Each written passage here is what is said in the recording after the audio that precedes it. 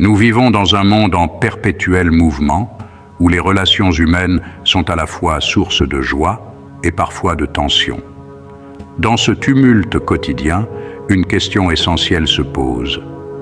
Comment mieux se connaître pour interagir plus sainement avec les autres? Dans cette quête de compréhension de soi et d'harmonie relationnelle, une sagesse ancienne, intemporelle et puissante peut nous éclairer.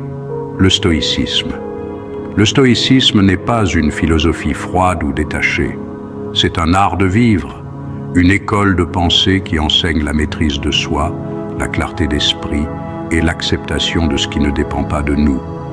Les stoïciens comme Épictète, Sénèque et Marc Aurèle ont développé des outils concrets pour nous aider à mieux comprendre nos émotions, à nous libérer des jugements précipités et à cultiver des relations humaines fondées sur la sagesse, la retenue et le respect. Dans cette vidéo, nous allons plonger dans cette sagesse. Nous allons explorer comment mieux se connaître, puis comment optimiser nos interactions avec les autres, grâce au principe du stoïcisme. Ce que vous allez entendre n'est pas un simple exposé philosophique.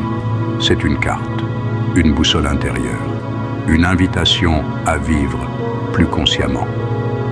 Comment mieux se connaître grâce au stoïcisme? Comprendre ses émotions et ses pensées. Les stoïciens nous rappellent que ce ne sont pas les événements eux-mêmes qui nous troublent, mais notre jugement sur ces événements. Cela signifie que nos émotions ne viennent pas du monde extérieur, mais de la manière dont nous l'interprétons. Marc Aurèle écrivait dans ses Pensées pour moi-même. Si tu es affligé par une chose extérieure, la douleur ne vient pas de la chose elle-même, mais de ton jugement sur elle. Comprendre cela, c'est faire le premier pas vers la connaissance de soi. Cela nous pousse à observer nos pensées au lieu de nous identifier à elles, à prendre du recul, à examiner ce qui déclenche notre colère, notre peur, notre anxiété.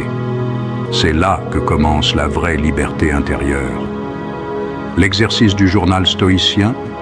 Les stoïciens, notamment Sénèque et Marc Aurèle, pratiquaient l'écriture quotidienne pour clarifier leurs pensées. Tenir un journal, c'est se parler à soi-même avec honnêteté. C'est prendre le temps, chaque jour, d'évaluer ses actions, ses émotions, ses intentions. Pose-toi ces questions chaque soir. Qu'ai-je bien fait aujourd'hui? Qu'aurais-je pu mieux faire? Ai-je agi conformément à mes valeurs? Ai-je réagi avec sagesse ou avec impulsivité? Cet exercice permet de développer une conscience de soi profonde. Et cette conscience, répétée chaque jour, affine notre discernement. L'art de la perception, recadrer ses jugements. Épictète disait « Ce qui trouble les hommes, ce ne sont pas les choses, mais les opinions qu'ils en ont. » Cela veut dire que nous pouvons changer notre perception, même si nous ne pouvons pas toujours changer la réalité. Une critique reçue, une injustice, un échec. Le stoïcien apprend à voir dans chaque obstacle une opportunité de croissance. Il reformule mentalement les événements pour garder son équilibre. Ce pouvoir de recadrage intérieur est un pilier de la connaissance de soi. Identifier ce qui dépend de nous et ce qui ne dépend pas de nous. C'est la base du stoïcisme. Il y a des choses que nous contrôlons, nos pensées, nos actions, nos intentions. Et il y a des choses que nous ne contrôlons pas, les actions des autres, le passé, la météo, les accidents de la vie. Connaître cette distinction, l'intégrer profondément, c'est s'alléger du fardeau inutile. C'est concentrer son énergie sur ce qui est vraiment entre nos mains. C'est aussi se libérer de la frustration permanente de vouloir tout maîtriser. Améliorer vos interactions avec les autres. L'écoute active et la maîtrise de soi. Dans les relations, nous écoutons souvent pour répondre et non pour comprendre. Le stoïcien, lui, cultive l'écoute véritable.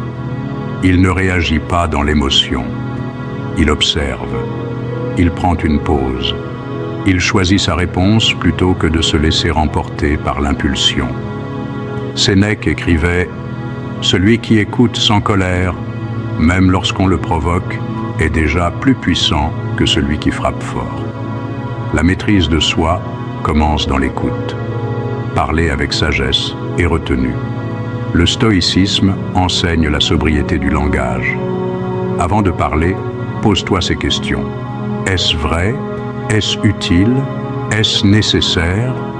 Un mot mal placé peut blesser. Un mot juste peut apaiser. Parler avec retenue, c'est parler avec respect.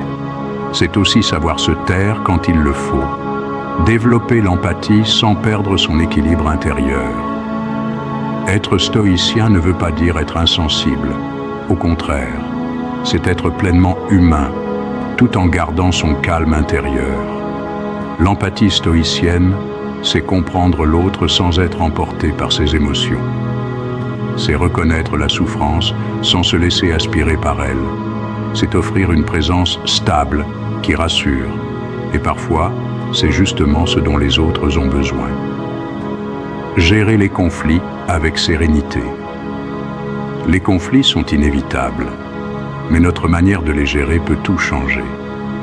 Le stoïcien ne cherche pas à gagner, il cherche à comprendre. Il ne réagit pas à l'insulte par l'insulte, mais par le silence ou la parole posée. Il se demande, ce conflit est-il nécessaire? Suis-je en train de nourrir mon ego ou d'agir avec sagesse? Puis-je apporter la paix sans me trahir moi-même? Gérer un conflit avec calme, c'est souvent désamorcer l'hostilité. Application dans la vie quotidienne. Voici maintenant quelques exemples concrets pour incarner cette philosophie. Exemple 1. Une critique au travail. Tu reçois une remarque injuste de ton supérieur. Plutôt que de te laisser submerger par la colère, tu prends une pause mentale. Tu te dis, est-ce que cette critique me définit? Non, ce n'est qu'un avis. Tu choisis une réponse mesurée ou tu décides de ne pas réagir du tout. Tu gardes ton calme et donc ton pouvoir. Exemple 2. Un proche te déçoit. Un ami annule un rendez-vous important pour toi. Au lieu de juger hâtivement, tu te rappelles que ses actions ne dépendent pas de toi. Tu observes ce que tu ressens, tu laisses passer l'émotion, puis tu choisis. Soit tu exprimes calmement ta déception, soit tu lâches prise. Dans tous les cas, tu restes aligné avec tes valeurs. Exemple 3. Être bloqué dans les embouteillages. Irritation immédiate? Bien sûr. Mais le stoïcien se rappelle, cela ne dépend pas de moi. Il transforme ce moment en opportunité. Respirer, écouter un podcast, observer ses pensées. Exercice pratique. 1. Journal du matin et du soir. Chaque jour, note ce que tu veux incarner le matin. Et le soir, évalue comment tu as agi face aux défis du jour. 2. Pause stoïcienne. Avant de répondre à une provocation, marque une pause de 3 secondes. Pose-toi. Cela vaut-il la peine de perdre ma paix intérieure? 3. Méditation de la projection. Visualise un défi à venir et entraîne-toi mentalement à y réagir avec calme. Se connaître soi-même, c'est le début de toute sagesse. Et cette sagesse intérieure rayonne naturellement dans nos relations avec les autres. Le stoïcisme n'est pas une théorie figée, c'est une pratique quotidienne, une manière de marcher dans le monde avec calme, clarté et intention. En cultivant cette philosophie, tu développes un ancrage solide dans ta propre vie et tu deviens une présence apaisante dans celle des autres. Souviens-toi, ce qui dépend de toi mérite toute ton attention. Ce qui ne dépend pas de toi mérite ta paix. Merci d'avoir écouté. Que la sagesse stoïcienne t'accompagne chaque jour. Abonne-toi à la communauté pour plus de vidéos.